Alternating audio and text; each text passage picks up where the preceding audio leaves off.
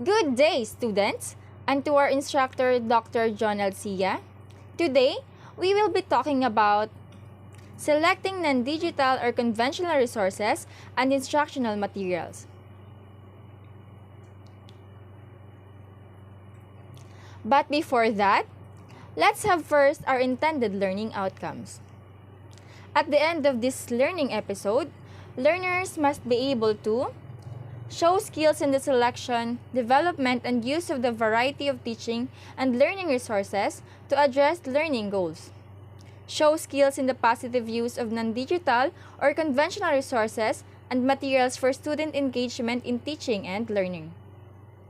Demonstrate positive attitude towards the use of resources and instructional materials.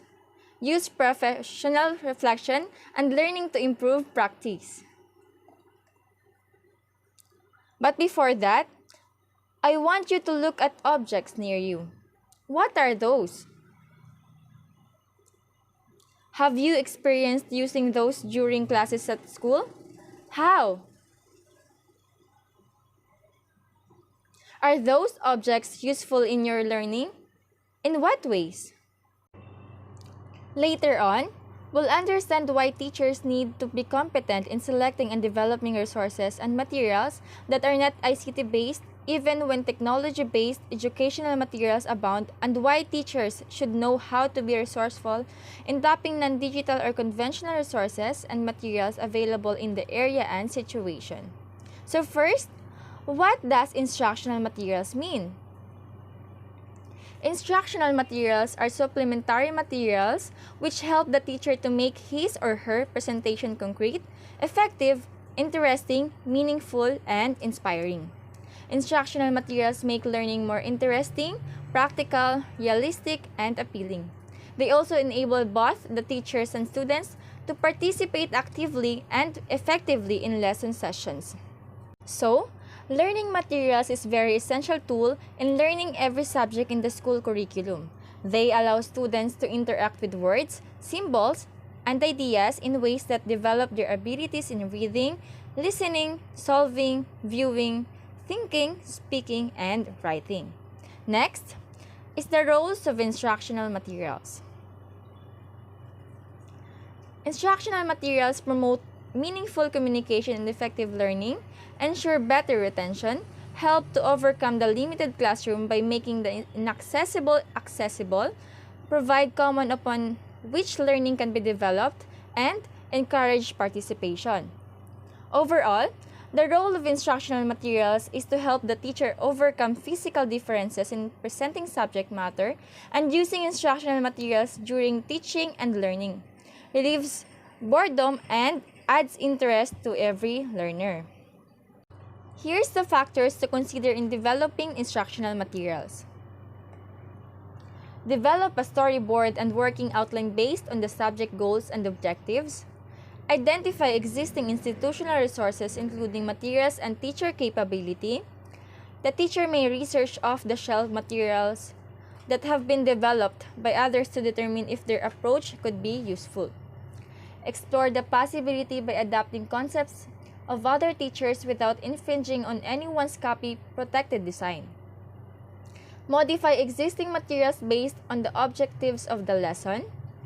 If the instructional materials are effective, you can share them with other teachers. The teacher developer can also sell his or her materials available. Instructional materials provide the basis for what learners will experience and learn. They hold the power to either engage or demotivate learners.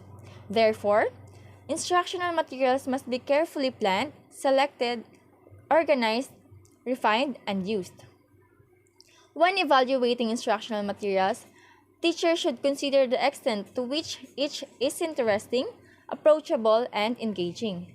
This isn't about materials being entertaining. It's about whether it can spark curiosity and promote deeper thinking about the content. Next is the conventional instructional materials. Conventional instructional materials are used in teaching. Like for example, diorama are physical boxes built to showcase learning on a subject matter or topic. This example is a barang-barang realistic Pinoy community that brings students to understand the topic and allows them to illustrate an academic subject, the plot of a story, or an event in history. Next, nature table.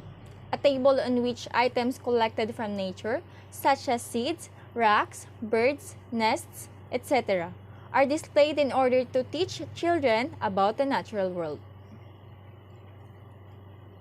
The table enables children to touch, look at closely, smell, and listen to some of the things in our natural environment. It encourages an interest in and respect for the natural world around us. Another is writing board. Work surface consisting of a wide lightweight board that can be placed across the lap and used for writing. Types: clipboard, a small writing board with a clip at the top for holding papers, and lapboard. Using a writing board in class can effectively enhance interest, attention, and communication, and is a friendly way to express ideas and reduce social anxiety. Although there are usually more effective methods of transmitting information, the writing board is still the most commonly used visual aid. Next, wall displays. Expand the time students devote to thinking about the science ideas and practices they are learning because they view and talk about what is displayed with peers and their families.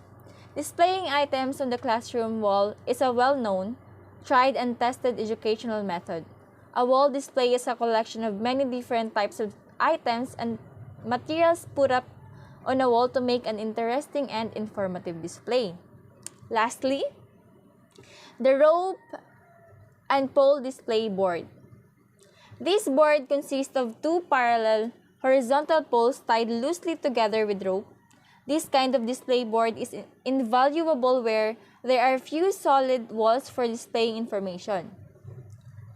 It has no solid backing and can be made quickly for teaching, training, and when working with the community.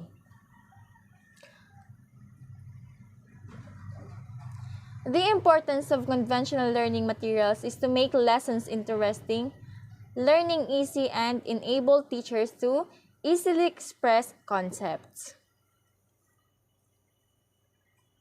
Another is flip charts. Flip charts in the classroom can be used to explain a topic, have a question and answer session with students, or allow for real-time feedback. Teachers may use flip charts to display important notices, pupils' work, or come together in group brainstorming activities. Next, zigzag board. It is a multi-board series for 3 or 4 rectangular boards.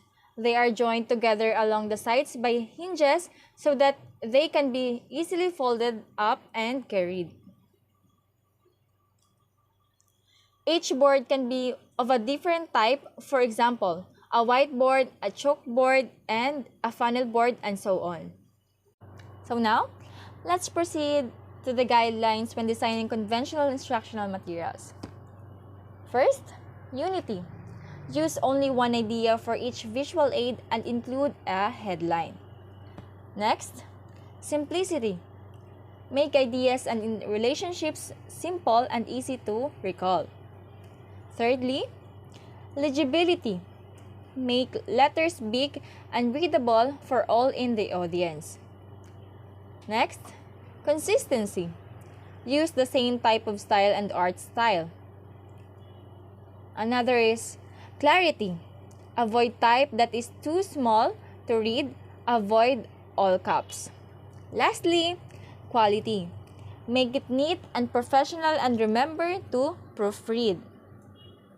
To be an effective teacher, one must know how to utilize a variety of instructional material at all levels, such as presentation and handouts, to enhance the quality of their lesson. The quality of those materials and guidelines directly impacts the quality of teaching. Knowing how to find the instructional materials is valuable for a teacher to have. So, let's proceed to the selecting resources and instructional materials. Some points to consider. The resource of instructional material has accurate and meaningful content, aligns to the learning objectives or outcomes of the lesson, elicits student interest and engagement, is inclusive and free from cultural bias, is developmentally appropriate, fosters thinking, critical thinking, or aesthetic appreciation, allows collaboration among learners, flexible for group or self-study, time and cost efficient.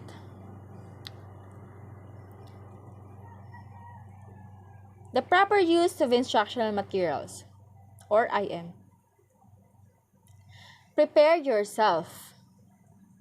Be clear on your lesson's learning outcome. Have plan on how you will do your IM. Formulate the questions you will ask. Determine how you will assess learning. Next is prepare your students. Capture the students' interest and attention. Communicate the intended learning outcomes. Provide scaffolding questions to guide them. Communicate how their learning will be assessed. Third, present the material. Ensure that you will have the steps well planned out. Ensure that everyone has good visual and or auditory access to the IM. Be ready to answer the students' questions. Lastly, follow up. Encourage that you have the steps well planned out. Assess the attainment of the learning outcomes. We will also be tackling about Dale's cone of experience. Years ago, an educator named Edgar Dale, often cited as the father of the modern media and education, developed from his experience in teaching and his observations of learners the cone of experience. The cone's utility in selecting instructional resources and activities is as practical today as when Dale created it. People generally remember 10% of what they read, 20% of what they hear, 30% of what they see, 50% of what they hear and see through video, 70% of what they say or write, 90% of what they say as they do something. The cone is based on the relationships of various educational experiences to reality. The bottom level of the cone, direct purposeful experiences, represents reality or the closest things to real everyday life. Direct experiences allows us to use all senses. The opportunity for a learner to use a variety of several senses such as sight, smell, hearing, touching, movement is considered in the cone. As you move up the cone, fewer senses are involved at each level. The more sensory channels possible in interacting with the resource, the better the chance that many students can learn from it. Each level of the cone above its base moves a learner a step farther away from real-life experiences. So experiences focusing only on the use of verbal symbols are the farthest removed from real life. Think about a student reading material without any pictures or other visuals, or student listening to a lecture that is nothing but word.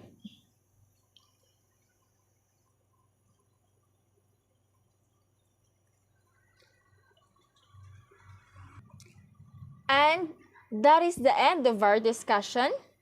For your assessment, create your own non-digital or conventional instructional material, and that will be submitted next week.